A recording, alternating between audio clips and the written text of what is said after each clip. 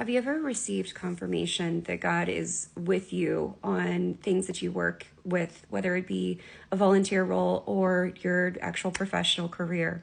So I actually had this happen recently. I am working on a community project in a volunteer role to restore a historic chapel in our local cemetery. I've been working on this project for about 8 or 9 months. The goal is to restore this chapel to back into use, but also get it on our National Registry for Historic Places, both for the state and the national level. So while I'm doing this, because it is in a cemetery, we've had reports of just kind of weird things that people would do out in the cemetery, black magic kind of stuff, rituals, things like that. So of course, the first thing that I want to do is we need to bless this chapel. You know, any project that I do, I always pray first, right?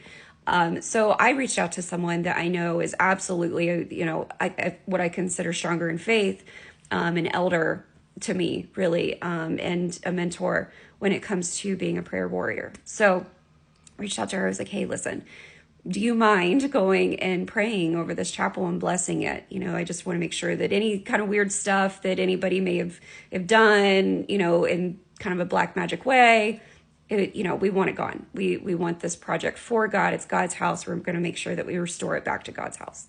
So, being in a cemetery, it's a very sad subject, right? When you have death. But in our research, we've discovered that the services that were held in this chapel, but also the other people that are buried in the cemetery itself are very high-ranking officers from the Civil War era forward. And actually, the two very first Congressional Medal of Honor winners are buried in this cemetery for our nation, which is, we had, the very first, but we also had the second for what they've done during the Civil War era, which is just pretty unheard of for our small town. So additionally, in the research that we had, we found that this chapel was also used as a repose for those killed in action during World War I. Our small town used to be a very large railroad depot, so they would ship the killed in action soldiers. They would be held in the chapel until they could be shipped by rail to their regional areas. It could be to different states, but they would be shipped from our small town.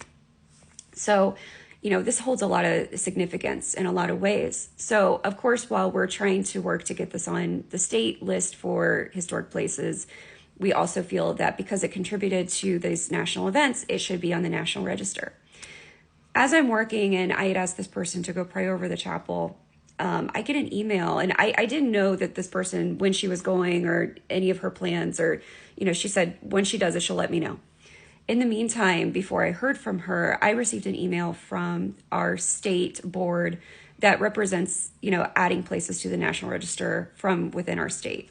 They said, hey, we would like to consider the entire cemetery to be on the National Register in addition to the chapel, but we want the entire cemetery, which is a little odd to me because typically past projects I've worked on for historical, preservation, they only include the building, which is, but hey, why not? Sure. Awesome.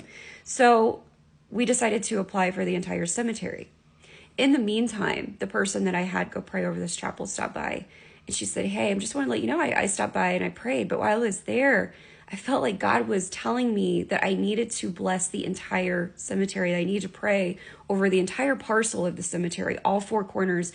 And then there was parts in the cemetery I needed to pray over as well. She goes, it was the most bizarre. She goes, I didn't have a lot of time. So when I felt like, I'm like, oh my gosh, like this is going to take forever.